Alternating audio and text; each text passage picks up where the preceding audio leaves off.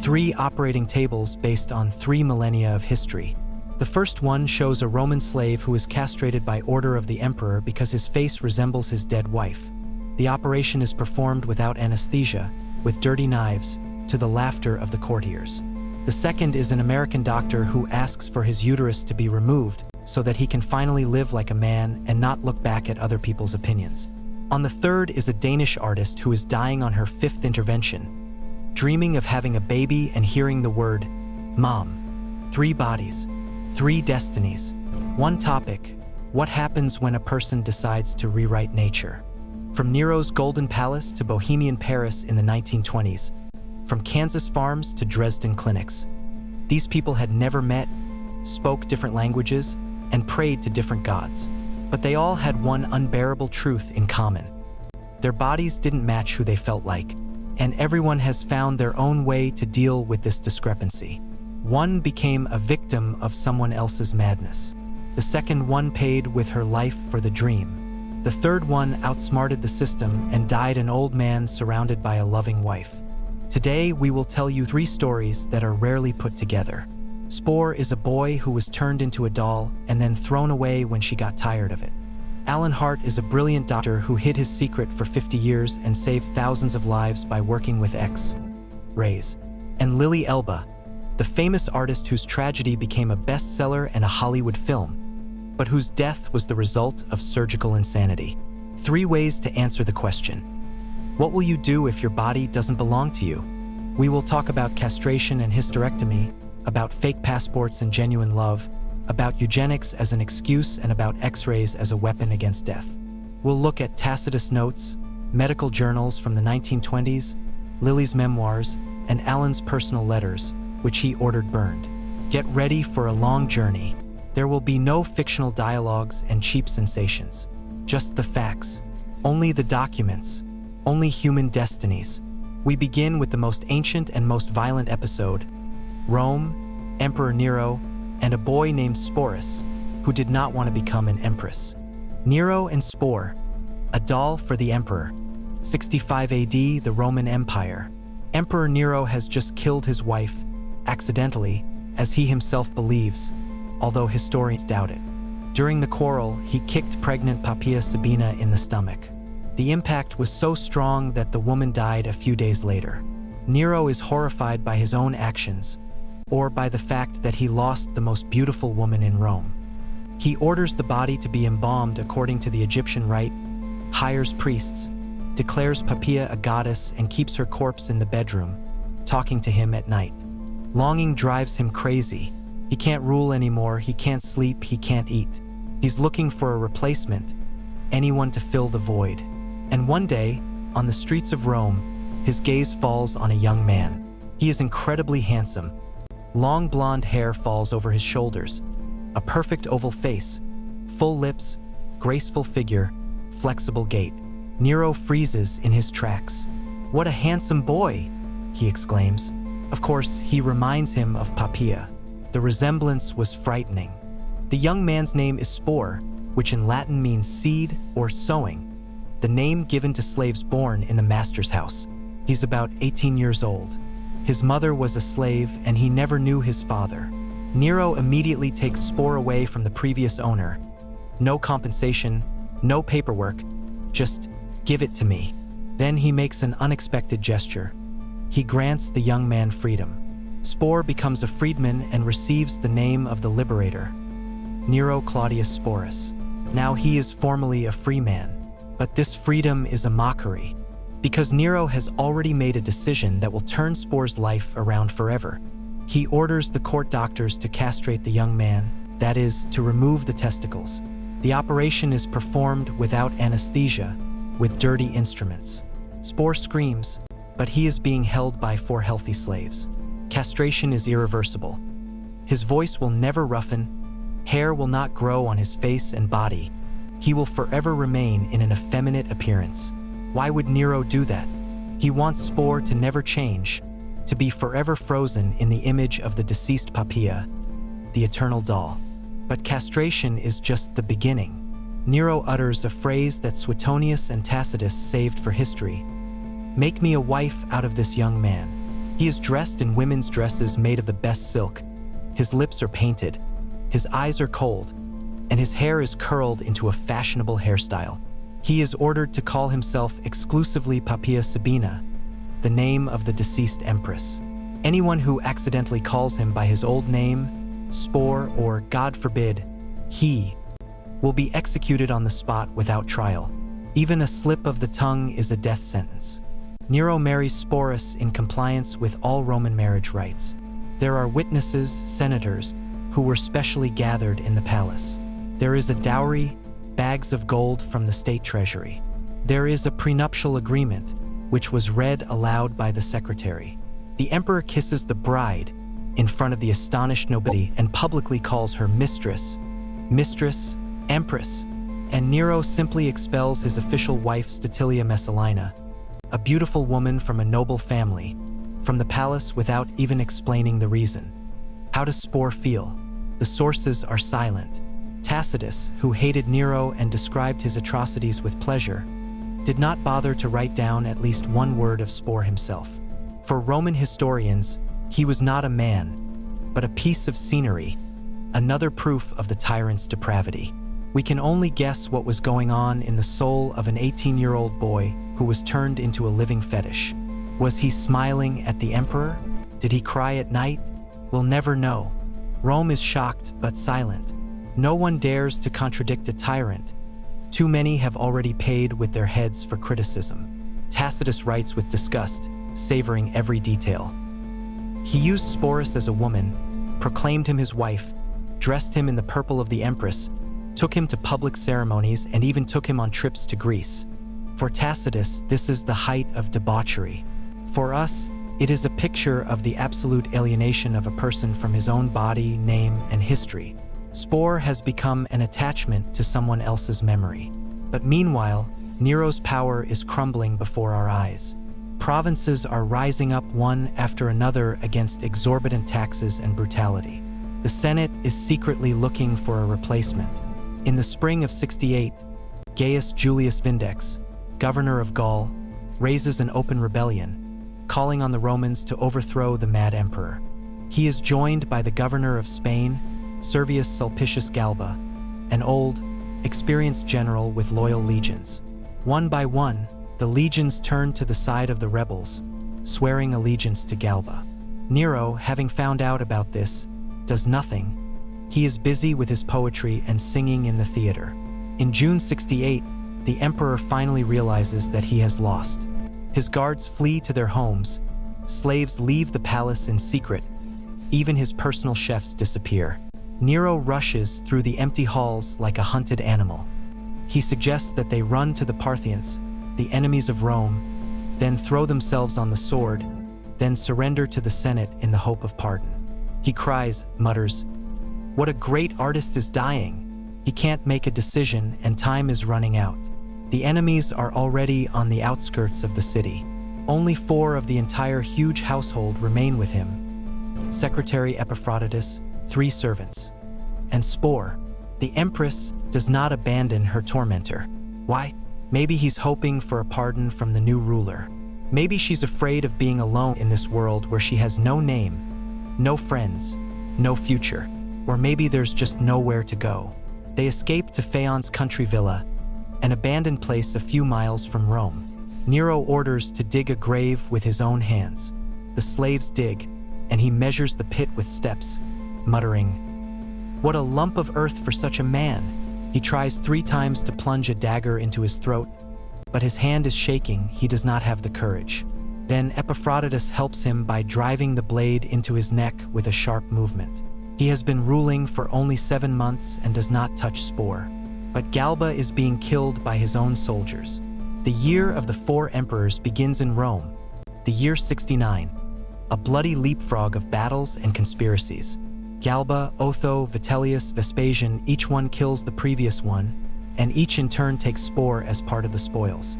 The 3rd emperor is Marcus Salvius Otho, and here the cruel irony of fate awaits the dispute. Otho was the first husband of the real Papia Sabina, the one whom Nero took from him, married her, and then killed with a kick. Now Otho looks at Spore and sees the one he lost 20 years ago. Otho immediately marries Spore. This is the second marriage of a former slave to the emperor. He calls him Papia, dresses him in imperial robes, and leads him to the Senate. You can imagine how Spore feels. He is a thing, he changes hands, his body does not belong to him. His name is someone else's name, and his face is a mirror of someone else's grief. But Otho does not rule for long. In April 69, his army is defeated at the Battle of Bedriac, and he commits suicide. He will play the role of Persephone, a goddess who is forcibly dragged to hell by the god of the underworld, Hades. This is not a theater in our understanding. This is public humiliation in an arena where thousands of spectators can spit, throw stones, and laugh. Persephone is the role of the raped victim. Spore must portray abduction, resistance, despair. The script was written by court poets specifically to emphasize that this man is not a human being. He is a toy with which you can do anything. For Spore, this is the last straw. He endured castration, forced marriage, and the succession of 3 emperors. But public hum. At the end of 69, when he was barely 20 years old, Spore commits suicide. The sources don't say exactly how. Poison, dagger, hunger strike, it doesn't matter. The important thing is that he chose death. The only choice that no one could take away from him. After 2 imperial husbands, after castration, after a public disgrace in the gladiatorial arena, he leaves on his own terms. His body is found in the villa, abandoned, not mourned by anyone. No one puts up a monument to him. No one mentions his name. Spore's story is not a story of transgender transition. This is a story about how absolute power destroys a person. Spore did not dream of becoming a woman. He was made a woman against his will, forcibly, cruelly, without a single chance to say no. This is pure, senseless, monstrous violence against the body, against the psyche, against the soul. Don't confuse it with the stories that follow. Those who came after had a choice. Spore had no choice. We remember Spore not as the Empress Papia, but as an 18-year-old boy who was stolen, castrated, dressed in a woman's dress, and married off against his will. And when, 2,000 years later, we talk about the right to our own body, Spore's story is the first warning. Because violence against the body always begins with the denial of a person's right to self-determination. Remember his age, 20 years old. We'll come back to this figure in the finale when we compare all 3 fates. Let's fix the main difference. Spore did not identify himself as a woman. He was a man who was forcibly feminized. Lily Elba and Alan Hart are the opposite. They voluntarily changed their gender according to their inner feelings.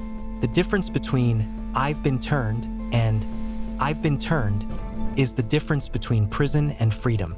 Valera died in a prison of someone else's will. Alan Hart, as we will see now, managed to build freedom with his own hands and lived a long, happy life. Alan Hart, the doctor who survived. In the meantime, fast forward from ancient Rome to America at the beginning of the 20th century. From a palace ruled by mad tyrants to Kansas farms, where a little girl knows at the age of 5 that she is a boy, and no one can convince her otherwise. There will be no imperial orders and forced castrations. There will be another drama here. The drama of a man who came to the doctor himself and said, "Remove my uterus. I want to live like a man." Meet Alan Hart, the most successful of the 3. October 4th, 1890, Halls Summit, Kansas. A child is born in the family of farmer Albert Hart and his wife Edna. At birth, the female sex is determined by external signs, as it has always been done. They give the name Albert Lucille Hart. The midwife says, "It's a girl." The mother rejoices. The father smiles. No one knows that in 5 years this girl will say, "I'm a boy, and you all made a mistake." This is not a whim, not a game, not a desire to attract attention. He makes her wooden pistols, toy carriages, and teaches her how to hammer nails. She's happier than ever. She runs around the fields with the boys, climbs trees higher than everyone else, helps to repair fences and slaughter cattle. When she's 5 years old, she comes up to her mother and says bluntly, "I'm a boy." The mother sighs, pats her on the head, and replies, "What nonsense! It will pass." But it doesn't go away. At school, where Lucille goes at the age of 12, they strictly require her to wear a skirt. It becomes torture. She hates skirts, she hates bows, she hates her name, Alberta, which sounds so feminine. But there is a loophole. During the holidays, she returns to her grandfather's farm and turns into a boy again. He has short hair, puts on trousers, works in the field with men, plows, sows, cuts firewood. This double life, a girl at school, a boy at home, is exhausting her psyche. She starts writing essays, short stories, poems, whole novels. When asked to write about women's topics, embroidery, cooking, parenting, she instead portrays boxer girls. She graduates from school with honors, the best in her class in all subjects. He goes to Albany College. Today it is Lewis and Clark College. There she meets Eva Cushman, a bright, intelligent, brave girl. A romance breaks out between them. The dorm mates are whispering to each other, lesbian couple, but Alberta herself knows. No, I'm a man, and I'm dating a woman. This is not lesbianism. This is the most common heterosexuality. It's just that society isn't ready to understand it yet. She keeps writing. Her stories are published one after another in the student magazine. In one of them, Magic Someday, published in January 1910, she directly describes the destruction of her childhood dreams of freedom. She already signs drafts of her scientific papers with this name. In 1917, she graduated from the university with the highest award, the Sailor Medal, which is awarded to the best graduate. This is the first woman to receive this medal in the history of the school. But Alberta is not happy. She looks at the diploma, where it says in large letters, Alberta Lucille Hart. This diploma is a lifelong mark.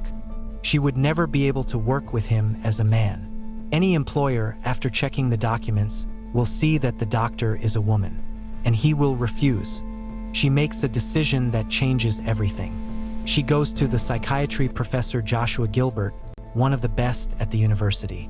Doctor, she says, looking straight into my eyes, I want to live like a man. I'm asking you to help me have a hysterectomy. Remove the uterus, stop menstruation, exclude pregnancy. I have to get rid of everything that reminds me of a woman's body and keeps me awake at night. Gilbert is stunned. In 20 years of practice, he had never heard such a request. He offers hypnosis. He offers conversion therapy, which was then called aversion therapy. He offers to cure her of wanting to be a man with electric shock. Alberta refuses everything. She's smart, she's read medical journals, knows about German experiments.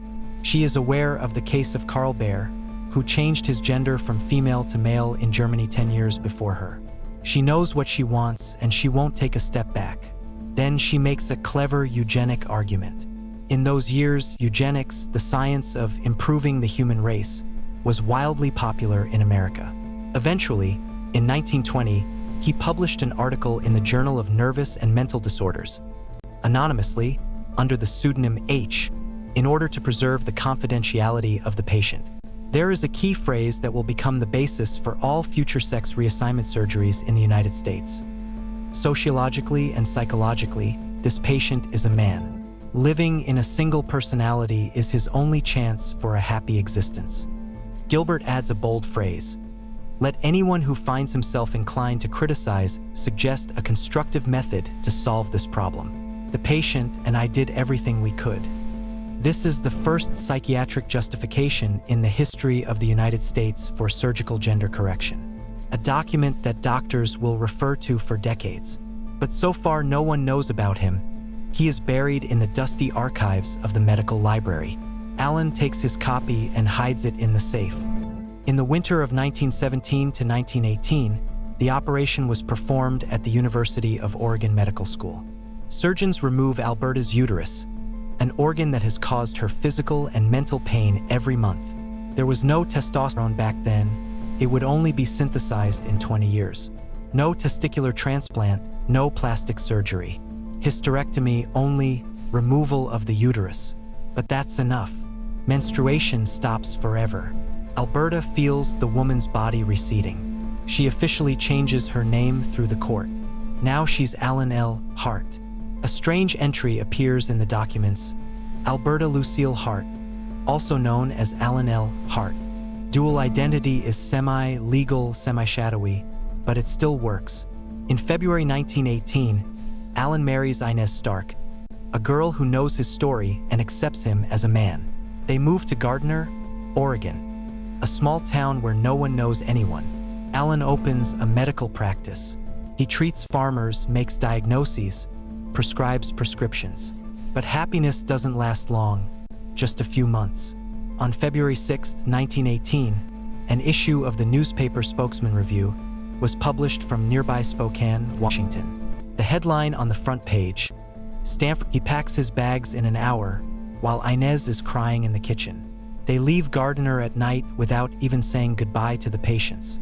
They move to remote Huntley, Montana, a village of 50 houses with no newspapers or telephone service. Alan continues to practice there, but works in barns and barns. He would write later in his diary, "I performed surgeries in houses where there was not even electricity. I slept in the hay with the cows." Inez doesn't complain, but the marriage is bursting at the seams. In 1920, an economic crisis ravages Montana farmers. Alan's patients can't even pay for medicines, let alone for surgeries. He remains without money. Inez can't stand constant travel and poverty. In 1923, she wrote her husband a letter that Alan would keep for the rest of his life. "Please, never contact me again. I love you, but I can't stand this life. The constant fear of being recognized and the eternal need." The divorce was filed in 1925. Alan is left 68 alone. AD, the He discarded wanders toy. through temporary jobs like a 1944, homeless the genius man. who hid. He works in cheap clinics on construction Tragic sites lives, in the fields hidden wherever truths, necessary. and an artist who became In legend. 1921, This changes a everything miracle here. happens. With this paper, One Alan gets a diagnosis place in a sanatorium in rewrite a life. Albuquerque, New Mexico. The shadow. Here he begins to treat spreading. tuberculosis patients. Tuberculosis was the Linked main by killer in tragedy across America time. in those years, the #1 cause of death. Kills more people than wars, accidents, and cancer combined. Alan quickly realizes that the key to salvation is early diagnosis. X-rays, discovered just 25 years earlier, can detect the disease months before the first symptoms appear: cough, fever, blood in the sputum. He begins to explore the possibilities of X-ray with fanatical obsession. He writes articles in medical journals, drives around the countryside in an old van. In 1925, he met Edna Ruddick, a social worker, smart, beautiful, independent, with a sharp tongue and a kind heart. Alan invites her on a date at a cafe. On the second date, he tells her the truth about his past. Edna is silent for a full minute, then replies, "I don't care. I'm marrying you." This is Alan's second marriage, and the last one. Edna will stay with him for 37 years, until his death. She will move from city to city, change jobs, risk her reputation, and support in moments of desperation. She will never tell the truth to her neighbors, colleagues, or friends. He is a student at the Trudeau Tuberculosis School, the best center for the study of this disease in the world. In 1926 to 1928, he worked as a clinician at the Rockford Sanatorium in Illinois. In 1928, he received a master's degree in radiology from the University of Pennsylvania, one of the oldest universities in America. In 1929, he was appointed head of the radiology department at Tacoma Hospital, Washington. "This is a breakthrough. My career is finally going uphill." Alan publishes one scientific paper after another. He introduced mass X-ray screening, a revolutionary idea at the time. He converts old vans into mobile X-ray rooms and goes to remote villages where there have never been doctors. Thousands of people are being tested for free. Those who are diagnosed with tuberculosis at an early stage are isolated and treated. Mortality in the serviced areas is falling significantly. Alan saves dozens and hundreds of lives. In the 1930s, Alan and Edna moved to Idaho, one of the poorest states in America, where tuberculosis was mowing down the population like a plague. Here, Alan is appointed head of the state's tuberculosis program. He is building a network of inpatient and mobile clinics from scratch, from equipment selection to staff training. Between 1933 and 1945, He drove thousands of miles off-road in his battered car. He sleeps in the car, loses track of lectures, forgets the last time he was at home. But there is one problem that Alan solves from an unexpected angle. In those years, the word tuberculosis carried the same heavy stigma as venereal disease. People are afraid to go to the doctor because the neighbors will find out, they will start whispering, they won't let the children in. Alan comes up with an ingenious workaround. This linguistic trick saves thousands of lives. People go to a thoracic clinic without fear or shame. It sounds solid, almost like cardiology. Alan understands a deep truth. Stigma kills as surely as a bacterium. He, who has hidden his identity from neighbors and colleagues all his life, teaches others not to be ashamed of their problems. He knows what he's talking about. Every morning, shaving in front of the mirror, he puts on his own invisibility costume, the costume of an ordinary man. In 1943, Alan published the main work of his life, the book These Mysterious Rays, a non-technical discussion of the use of X-rays and radium, mainly in medicine. The book is written in a simple, lively language for a wide audience. No abstruse terms, just clear explanations. It becomes an instant bestseller in medical circles. It is being translated into Spanish, French, and German. It remained a reference text for radiologists for decades, right up to the 1960s.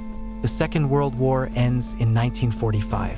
In 1948, Alan received a master's degree in public health from Yale University, one of the most prestigious schools in the world.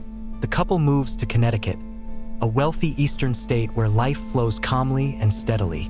Alan becomes director of hospitalization and rehabilitation for the Connecticut Tuberculosis Commission.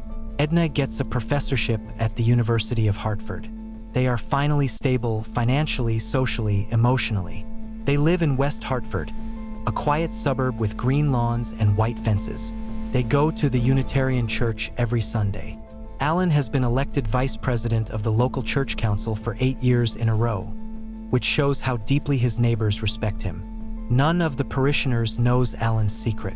To them, he's just Dr. Hart, an elderly doctor who works hard, helps the poor, and is always ready to help. In the last 6 years of his life, Alan has been lecturing a lot all over the country. He raises money for tuberculosis research, organizes charitable foundations, and supports patients who cannot pay for treatment.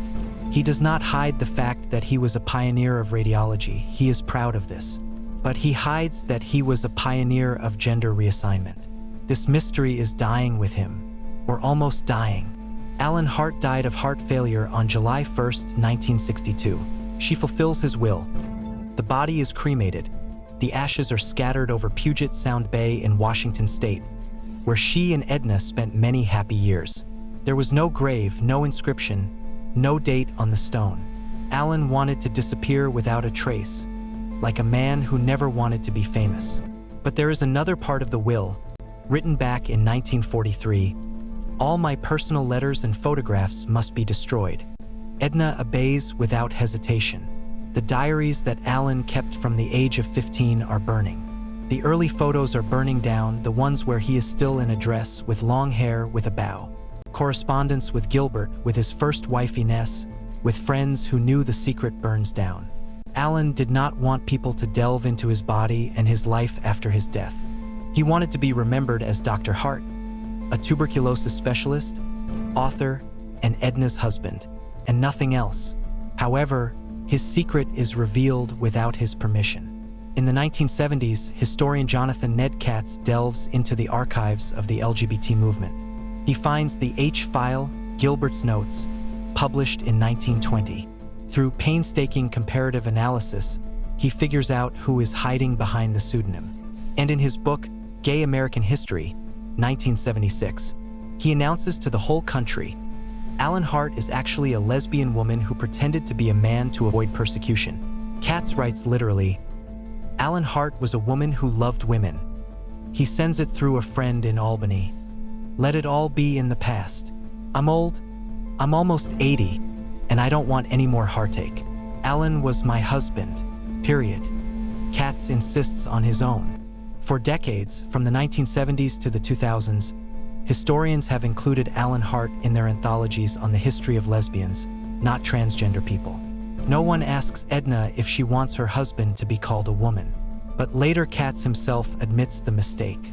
In an interview from the 2000s, he says, "Today, with the modern understanding of gender identity, I would not write about Hart as a lesbian. I would call him a transgender man." But the train had already left. The books have been republished in millions of copies. Transgender activists are outraged. How can you call a man who has been married for 37 years as a husband a woman? This is transphobia, this is memory abuse. The dispute continues to this day. What would Alan Hart himself say if he could answer Katz? We have one clue: his parting words to medical graduates, uttered a few years before his death. Alan said at the time, "Each of us must take into account the material that the inheritance gave him at birth, and the opportunities that met along the way, and then decide for yourself that there is a reasonable assessment of your personality and your achievements. No one else can make this choice for you."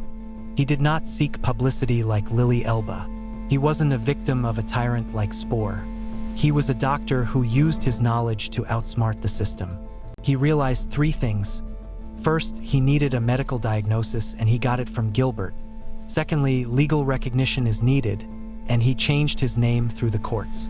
Thirdly, it is necessary to remain silent, and he has been silent for 50 years.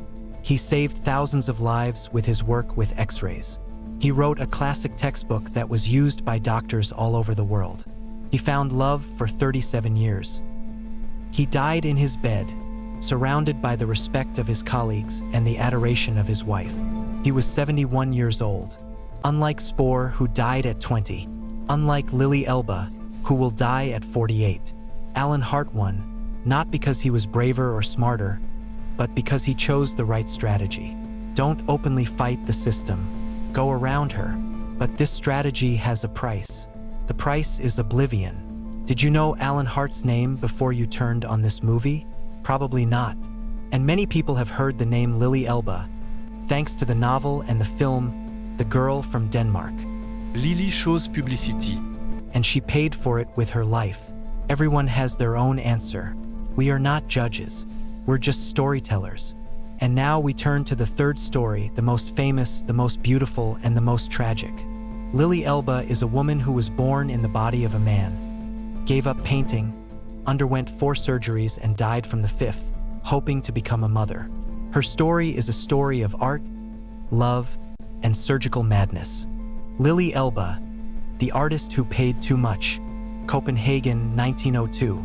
Royal Danish Academy of Fine Arts. 2 students meet in the walls of an ancient building. His name is Einar Wegener. He is 20 years old. He paints quiet, melancholic landscapes, northern fjords, gray sky, lonely trees. Her name is Gerda Gottlieb. She is 18. She illustrates fashion magazines and tends to portrait, bright, bold, sensual. They sit next to each other at the same easel. They fall in love. Not immediately, not at first sight, but deeply and forever. In 1904, when Einar is 22 years old and Gerda is 20, they get married at Copenhagen Town Hall. It seems like a marriage of 2 talents, support, mutual understanding, and common interests. They travel a lot: Italy, France, the south of Germany. The deadline for the drawings is on fire. The publisher is threatening to terminate the contract. Gerda looks around the workshop in despair. The gaze falls on her husband. His legs are slender, his skin is smooth, and his ankles are graceful. "Einar," she asks, "take off your trousers, put on stockings and high-heeled shoes. I need a woman's legs for drawing." Einar laughs, but does as he's asked. For the first time in his life, he feels the silk of stockings on his skin. For the first time in his life, he walks around the room in heels. Gerda is painting. She is happy. The legs fit perfectly. But when the drawing is finished, Einar is in no hurry to change clothes. He walks around the workshop looking in the mirror. Something's happened. Something clicked inside him. He can't explain it in words, but he feels like he's at home in this dress. At night, she, Lily, Gerda's sister, is a mysterious woman in a black dress with a pearl necklace. Friends gradually find out the truth. Some are shocked, some are indifferent, some are delighted by the courage. Parisian bohemians are generally not surprised by anything. Talent is appreciated here, not conformity. But for Einar himself, this is not a game, not a theater, not an escapade. He feels that Lily is not a role. Lily, he's the real deal. When he puts on a woman's dress, his shoulders relax. The tension that he has carried in himself all his life goes away. When he hears the female name Lily, he feels calm and warm. He begins to hate a man's suit, a man's name, a man's body that betrays him every day. Gerda is behaving amazingly. She's not jealous. She's not angry. She's not demanding a divorce. She has drawn Lily hundreds of times, more than any other model. It is these drawings that will bring Gerda worldwide fame. They show a femme fatale with huge almond-shaped eyes, languid, dangerous, sensual. Newspapers write about debauchery, perversion, a disgrace to Danish art. Critics demand to exclude Gerda from the Union of Artists. But Gerda doesn't care. She's protecting Lily. Meanwhile, Einar acts less and less as a man. He travels under the name Lily, buys tickets, rents hotels, signs checks. He signs letters with Lily, not Einar. He begins to hate his profession as a landscape painter. The paintings he paints, quiet fjords, gray skies, lonely trees, seem alien, imposed, unreal to him. He tells Gerda, "It was written by Einar. Lily is not an artist. Lily is just a woman." In the 1920s, the couple returned to Copenhagen. But Lily feels even worse there than in Paris. Denmark is conservative, Lutheran, and does not tolerate differences. Neighbors whisper behind their backs. Children throw stones. But Hirschfeld himself is a theorist, not a surgeon. He knows who can perform such an operation, Professor Kurt Varnikroos in Dresden. Lily gets on the train and drives on. Varnikroos is a brave experimenter, a surgeon with golden hands and a cool head. He has already performed sex reassignment surgery on animals, dogs, rabbits, monkeys. In humans, there are only 2 or 3 cases. He warns Lily honestly. The risk is huge. There are no antibiotics. Any infection can kill. There are no immunosuppressants. The transplanted tissues are often rejected. There is no modern type of anesthesia. Lily answers, "It's better to die on the operating table than to stay in this body for another day." The first operation is testicular removal. She is being treated at the Hirschfeld Clinic in Berlin. It is successful, the wounds are healing, there is no infection. Lily is elated. She writes to Gerda in Paris, "I feel like the man in me is dying every day. I'm becoming more of a woman every day. I'm happier than I've ever been in my life." The second operation is the removal of the penis and the formation of the vagina. It is made by Varnikroos in Dresden. Lily receives a passport in the name of Lily Ilse Elvens. Female gender. The photo is of a woman in a dress with short hair. This is the first case of an official sex change in history. This is a sensation.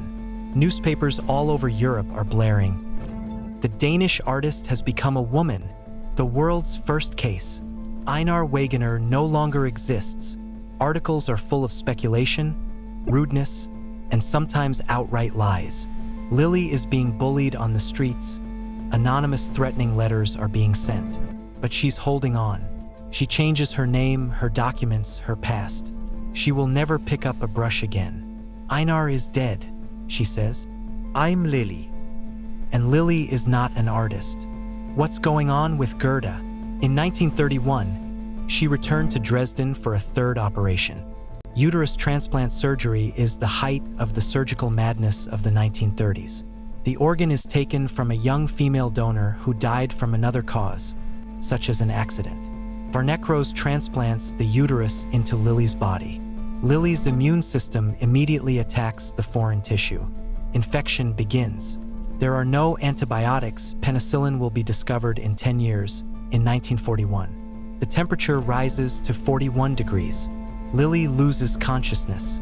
Lily died on September 13, 1931. She is 48 years old. Professor Varnikroos will write in his official report dryly and meticulously, "The patient endured suffering with courage of rare dignity. The cause of death is sepsis due to rejection of the transplanted organ. Gerda learns about the death from a telegram that the postman brings. She will whisper, standing by the window, "Lily, my poor thing." He loses all her savings at the Monte Carlo casino in one night.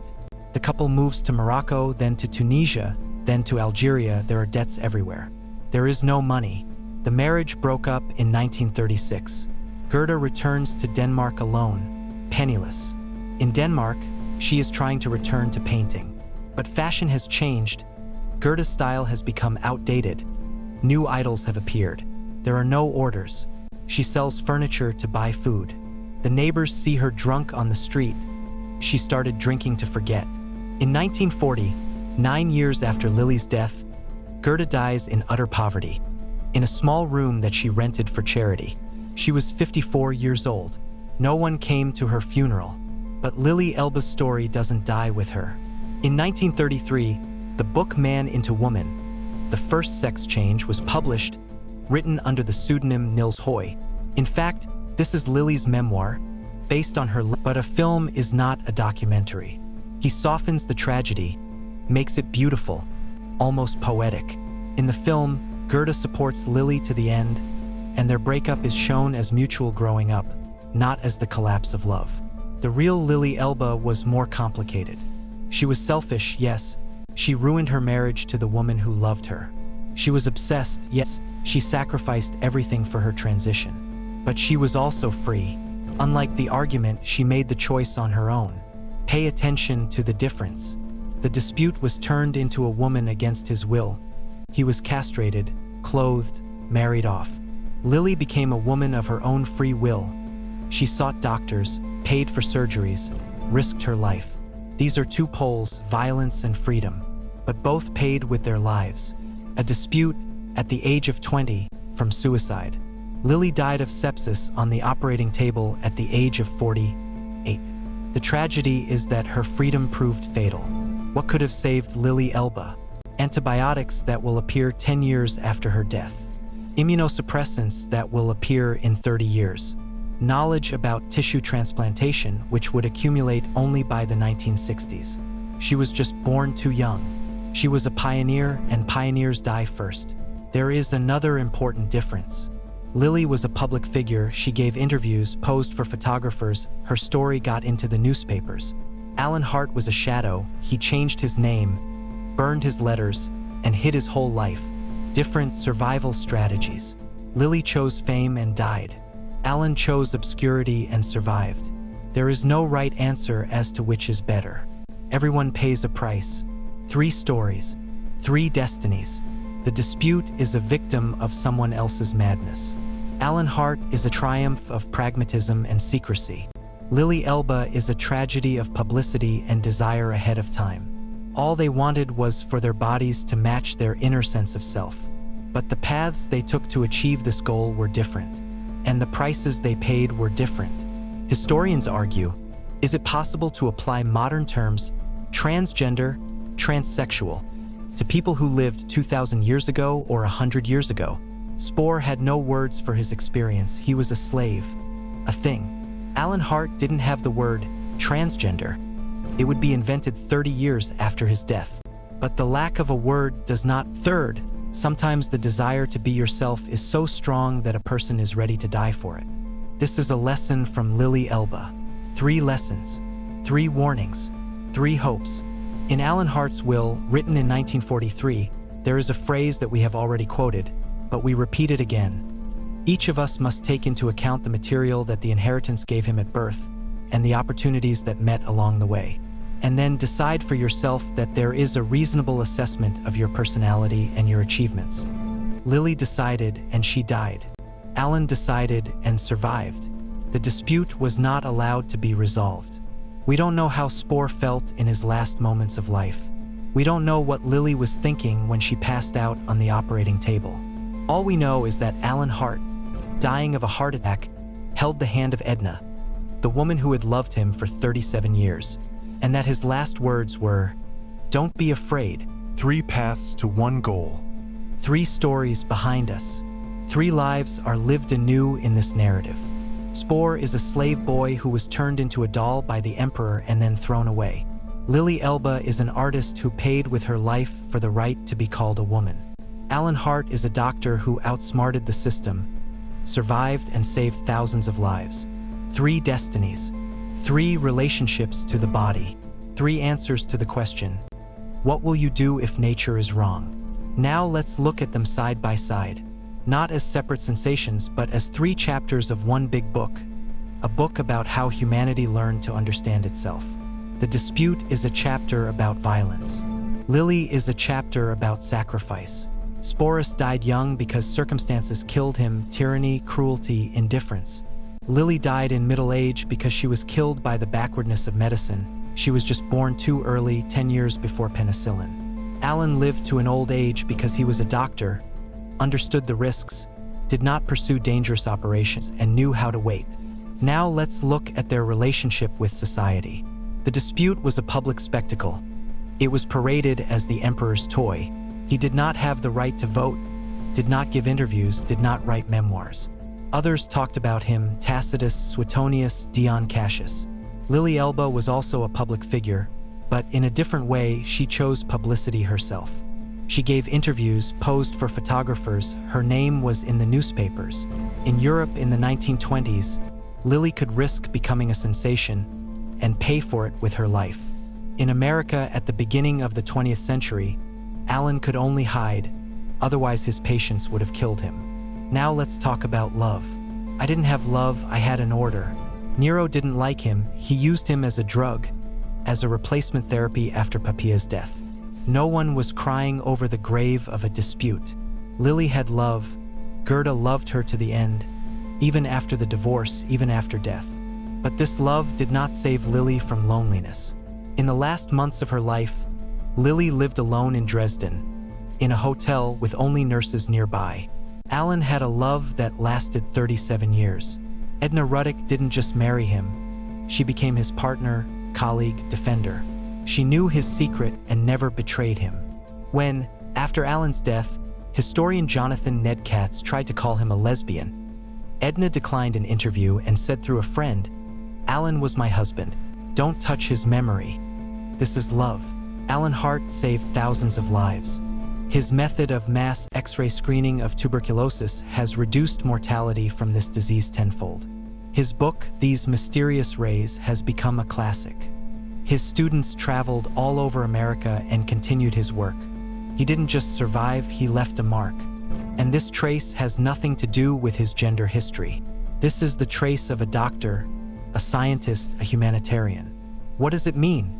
This means that a transgender person can be not only a patient, but also a doctor. Not only the object of the operations, but also the one who performs these operations. Alan Hart was treating tuberculosis at the same time that other doctors were treating him for gender inversion with hypnosis and electroshock. He was both a patient and a doctor, and it gave him a unique perspective. He understood suffering from the inside out. Now let's turn to controversy that these stories are causing today. There is still a battle going on around Alan Hart. Was he a transgender man or a lesbian who pretended to be a man in order to survive in a homophobic society? Jonathan Ned Katz claimed the latter. But he lived for 71 years as a man. He worked, got married, shaved in the morning, had a wife with whom he was in a heterosexual marriage. To his contemporaries, he was a man. He was Edna's husband. For patients, by Dr. Hart. It was only for historians of the 1970s that he suddenly became a woman. Alan Hart himself provided for this dispute. He wrote a will in which he ordered the destruction of all personal letters and photographs. He didn't want people to delve into his past after he died. He knew that people would try to redefine him, label him, make him a symbol of someone else's struggle. All he wanted was to be left alone. We are violating his will by telling this story. But history is more important than the will of one person. It's easier with Lily Elba. Her story doesn't cause such controversy. No one calls her a lesbian in a man's body. Everyone admits that Lily was a transgender woman. Why? Spore is a victim of violence, not a hero of the transgender movement. But some activists are trying to appropriate the dispute as well. They say, Spore was the first transgender woman in history. This is a historical mistake and a moral blindness. Spore was not a transgender woman because he did not identify himself as a woman. He was a man who had been castrated and dressed in a woman's dress. If we call her a transgender woman, we will erase the line between violence and freedom. And this line cannot be erased. The historian Tacitus, describing the fate of the dispute, had no sympathy for him. For Tacitus, it was just another example of Nero's depravity. He didn't ask, and what did the dispute itself feel like? He didn't care. In 2,000 years, we should be better. We have to ask, how did he feel? And honestly answer, we don't know. We don't know how he identified himself. All we know is that he was tortured. Torture is the right word for we must clearly separate the three phenomena. The first is forced castration by order of a tyrant. This is a dispute. The second is a voluntary gender correction operation for medical reasons. These are Lily Elba and Alan Hart. The third is modern transgender medicine, which is based on an ethical code, informed consent, and scientific research. Do not confuse one with the other. We cannot use the suffering of the dispute to justify our battles today. Now let's look at the medical aspect. Lily Elba's operations were experimental, risky, and unprepared. Varnekros was unaware of immune rejection, had no antibiotics, and could not control sepsis. Lily died because medicine in 1931 was powerless. Alan Hart only had a hysterectomy, a simpler operation with less risk. He did not risk his life for the sake of aesthetic correction. He was a pragmatist. Today's medicine has moved far ahead. Hormone therapy has been available since adolescence. Surgical interventions have a complication rate of less than 1%. Antibiotics and immunosuppressants allow for organ transplants that Varnekros could not even dream of. Lily Elba, if she had been born 100 years later, could have become a mother. Alan Hart, if he were born today, wouldn't need to burn letters. But there is something that has not changed. Lily Elba was bullied in the newspapers because the editors wanted to. Alan Hart fled the city because the neighbors wanted him to. Today, transgender children are excluded from school sports teams because the deputies wanted to. Power changes its form, but not its essence. Transgender laws are passed by people who have never met a single transgender person. Decisions about operations are made by committees that do not have a single surgeon. School textbooks are written by authors who consider transgenderism to be a mental disorder. Does it look like Rome? Yes, it looks like it. There, too, the emperor decided what you should be like. This is where the committee decides what you want to do. The difference is in the number of people, but not in principle. What should I do? The first is to listen. Not Tacitus, who hated Nero, but transgender people themselves. Spore doesn't have a voice, but Lily does. Read her memoirs. Alan Hart doesn't have a voice, but he does have a case. Study his medical work. The voices of transgender people are heard today in social networks, in books, in films. Don't drown them out. Don't interrupt. Don't speak for them. Just listen. The second is to study history, not to use it as a weapon in today's battles, but to understand its complexity. They are living people with their own contexts, limitations, and choices. The historical truth is always more complicated than a slogan. Don't be tempted to simplify. The third is to act. The story of Alan Hart is a story about how one man changed the world of medicine without revealing his identity. You can change the world in your profession without becoming an activist. Lily Elba changed the world by going public and paying for it with her life. Everyone has their own way. Find your own. You don't have to die on the operating table. You don't have to burn your emails. But something has to be done. Now let's get back to the question we started with. What will you do if your body doesn't belong to you? Spore couldn't do anything, he was a slave. Lily did everything she could and died. Alan did less than he could and survived. Which one of them is the hero? All three of them. A hero is not the one who wins. A hero is someone who has not given up. Spore did not give up. He chose death instead of disgrace in the gladiatorial arena. What remains after them? After the dispute, There were lines in Tacitus' Annals and Suetonius' Lives of the 12 Caesars. A few paragraphs full of disgust for Nero and indifference to the dispute itself.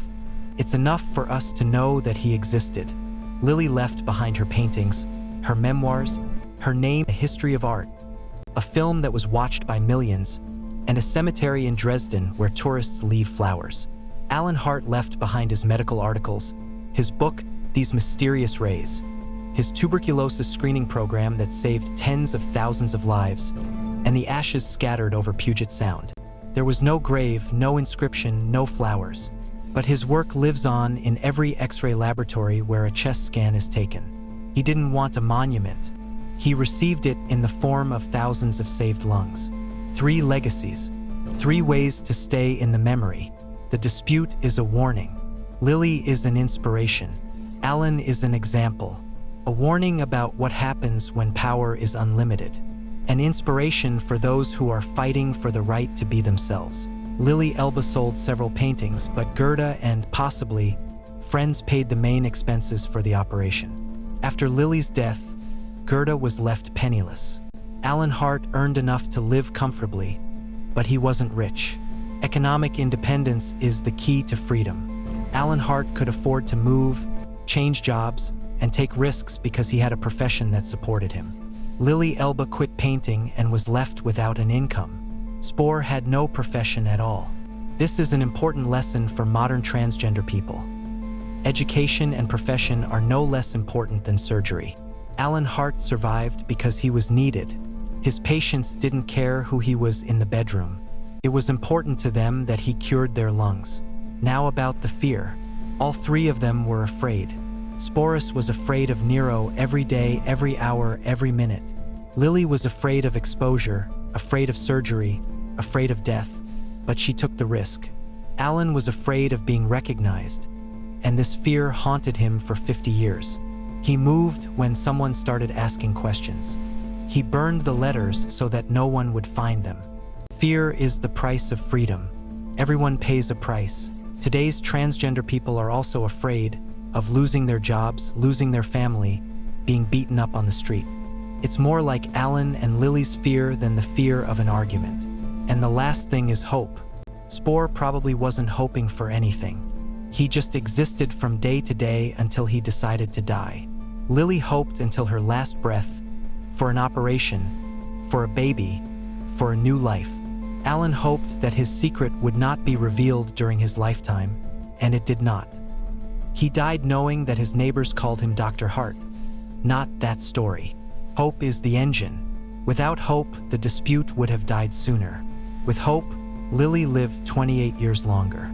The 3 stories are finished, but the conversation is not over, because the story continues.